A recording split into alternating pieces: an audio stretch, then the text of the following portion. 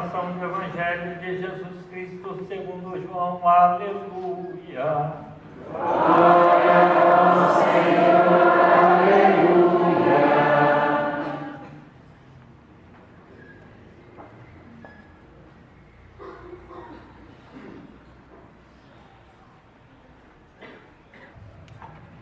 Naquele tempo, disse Jesus aos seus discípulos: quando vier o defensor, que eu vos mandarei da parte do Pai, o Espírito da verdade, que procede do Pai, ele dará testemunho de mim.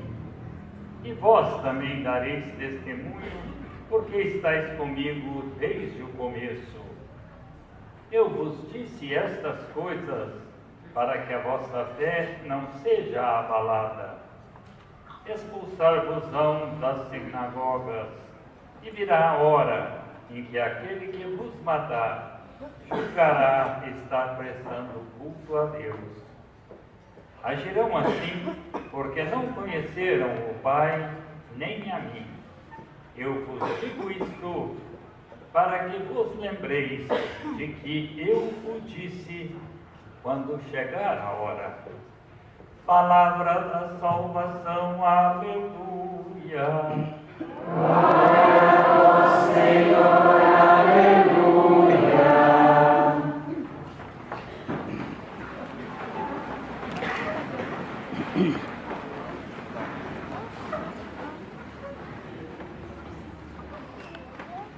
Caros irmãos padres, caro irmão diácono, religiosa, leigos, leigas, neste ano que celebramos o ano do laicato, que bom estarmos juntos para celebrar a Eucaristia.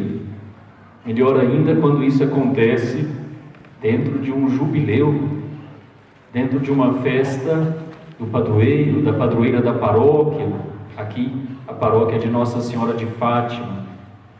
Todos sabemos que Maria é para nós uma referência, é para nós um modelo de santidade.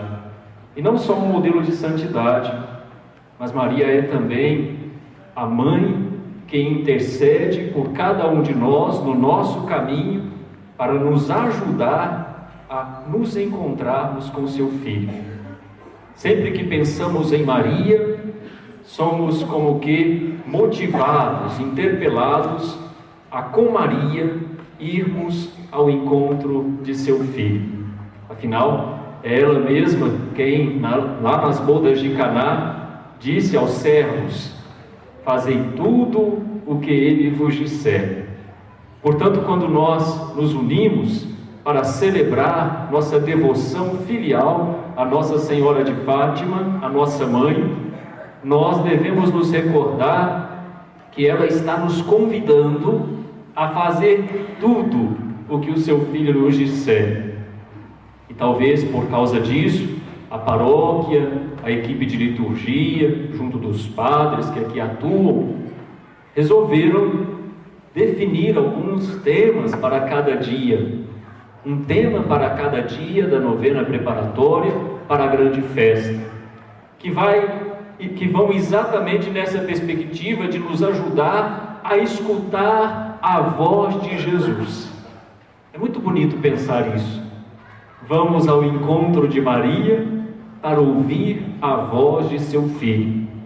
E para o dia de hoje, quarto dia, o nosso tema, inspirado ainda nas bem-aventuranças, como todos os dias, é: felizes os que choram, porque serão consolados. Saber chorar com os outros, isto é santidade. Primeiro, somos convidados a pensar nessa primeira afirmação do Evangelho de Mateus: felizes os que choram, porque serão consolados. O Evangelho que ouvimos nos apresenta uma lembrança da parte do Cristo, porque estamos celebrando agora essa etapa final do tempo pascal, e na liturgia da palavra Jesus já vai nos apresentando a proposta, a promessa de um defensor, aquele que virá para ser o nosso defensor, para no nosso coração não nos permitir jamais esquecermos de sua presença, que é o Espírito Santo de Deus. Quando vier o defensor que eu vos mandarei da parte do Pai, o Espírito da verdade que procede do Pai, ele dará testemunho de mim. E é neste Espírito Santo que habita no coração de cada um de nós, uma vez batizados, todos somos morada, templo do Espírito Santo. E é pela força desse Espírito que nós compreendemos também o significado dessa palavra, dessa bem-aventurança de hoje. Felizes os que choram, porque serão consolados. Deus não deixa desamparados os seus filhos.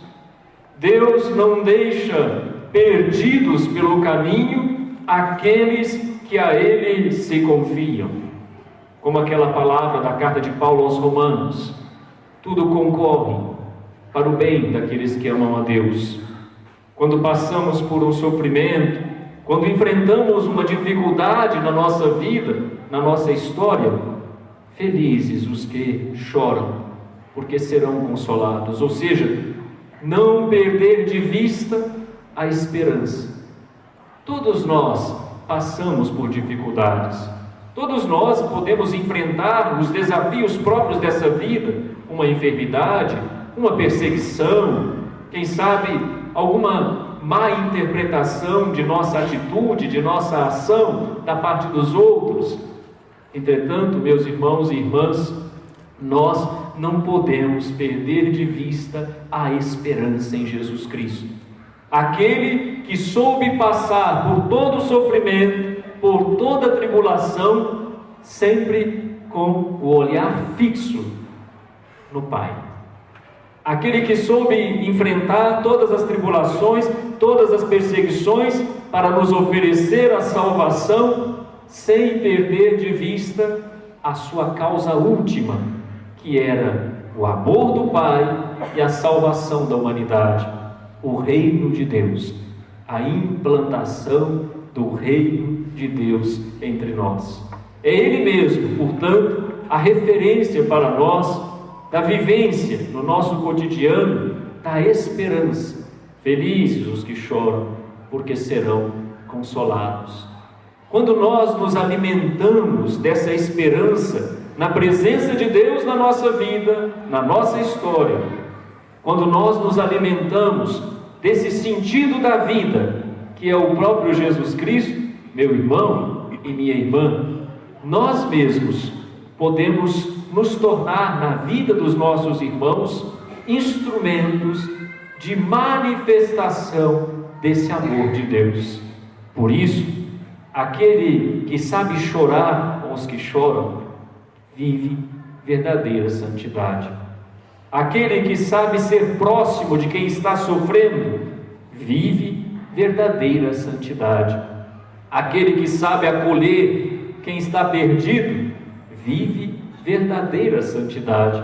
É a relação de proximidade que nós devemos ter uns com os outros. Relação de proximidade fundada num sentimento, mas sobretudo, muito mais do que um sentimento, num comportamento de fato, se importar com o irmão, de se preocupar com aquele que precisa da nossa presença, com aquele que precisa do nosso apoio. Às vezes, não sei se isso acontece por aqui, acredito que não, mas às vezes a gente perde tanto tempo julgando as pessoas, não é verdade? A gente perde tanto tempo maquinando ou imaginando por que tal pessoa agiu assim, por que tal pessoa está nervosa, por que tal pessoa agiu desse modo, por que tal pessoa age daquele modo. Seria tão bom que a gente se perguntasse por que aquela pessoa está, quem sabe, sofrendo. Me lembro aqui de uma vez, contos que já nos transmitiram os padres que tinham mais convivência, uma convivência mais próxima na época, com Dom Luciano, já eram padres e, portanto, conviveram mais tempo com ele. Num determinado contexto, ele estava celebrando uma posse numa determinada paróquia de um padre. E naquele momento o padre estava um pouco ferido, porque ele não queria ser transferido da paróquia, mas foi transferido porque era uma necessidade. E aí o padre, então, no dia da posse dele na outra paróquia, o padre, com Dom Luciano assim bem pertinho dele, o padre disse assim: o senhor faz favor de cuidar lá da paróquia tal que o senhor me tirou? Xingou Dom Luciano na frente de todos. Todos os padres ficaram assim um pouco com vergonha, assustados. Quando Dom Luciano entrou no carro com outro padre, Dom Luciano disse apenas isso ao outro padre: nós precisamos ver como ajudar o nosso irmão. O que será que está acontecendo com ele? Vejam a diferença de atitude. Todos os outros julgavam a atitude do padre. Dom Luciano queria entender o que estava fazendo aquele padre sofrer. Meu irmão e minha irmã, felizes os que choram, porque serão consolados. Felizes os que são capazes de ser próximos do outro no momento do sofrimento. Felizes os que são capazes de se colocarem no lugar do outro quando sofrem, e não só de se somarem aos que julgam o outro. Que o Senhor nos ajude, nos fortaleça nessa perspectiva da esperança, da consolação em Cristo Jesus. Ele que tudo sofreu pela nossa salvação, deu a vida por nós, está nos dizendo que quando com Ele nós estamos unidos, nós não nos perdemos pelo caminho. E mais do que isso, nos motivando, portanto, a também sermos capazes de solidariedade e de proximidade com quem sofre. É interessante pensar que essa bem-aventurança é recordada pelo Papa Francisco, como esse tema de hoje, na sua exortação apostólica: alegrai-vos e exultai, o seu convite, para que nós nos alegremos e nos exultemos. Por quê? Porque Deus nos chama a todos à santidade. E sabe qual é um dos exemplos de santidade que ele dá? Um dos exemplos de santidade. Ele não procura o exemplo de santidade. Ele diz: os santos não são só os bispos, os padres, as religiosas. Não. Um dos exemplos de santidade que ele dá: uma mãe que dia a dia, no processo de educação de seu filho, se desgasta para educá-lo. Um pai de família que sai de casa todos os dias pela manhã para o trabalho, para dar conta da sobrevivência, da própria sobrevivência e da sobrevivência de seus filhos e da sua família. É o sofrimento de cada dia, é a luta, ou naquela expressão que a gente usa bem popular, é na labuta de cada dia que se pode perceber a presença de Deus, que se pode perceber a santidade nos sinais simples de cada dia. Ou seja, a luta de cada dia, ela tem grande sentido quando ela é preenchida da esperança em Cristo Jesus. E a luta de cada um de nós, os desafios que enfrentamos, ganham um sentido especial e verdadeiro quando nós os colocamos na presença de Deus. Tem até num dos momentos da oração, antes ali da apresentação das oferendas, o padre, se quiser, pode rezar essa oração: que o Senhor acolha as fadigas de cada dia, as lutas de cada dia ali, que sejam colocados no altar de Deus e assim transformados na presença de Deus mesmo através desse sacrifício. Ou seja, não é só a espécie do pão e do vinho que são transubstanciados, transformados no altar, mas a nossa vida cotidiana, a nossa luta de cada dia, pode ser tudo isso também consagrado a Deus, e assim nos tornarmos cada dia, pouco a pouco, mais parecidos com Maria, porque mais parecidos com seu Filho Jesus, isto é, preenchidos da presença de Deus, revestidos da presença do Cristo. Nós vivemos a santidade de vida quando o nosso coração, o nosso olhar se abre para os irmãos. Quando a gente fica fechado em nós mesmos, quando nós ficamos fechados em nós mesmos, a gente fica também, parece, mais desumano, menos gente, menos vivo. Inclusive, essa é uma expressão bonita que o Papa usa também na exortação. Ele diz que ser santo, de algum modo assim, é ser humano, é ser vivo. Porque ser santo não significa tirar de nós ou nos tirar algo. Pelo contrário, ser santo significa realizar-nos como pessoas, significa fazer-nos mais felizes.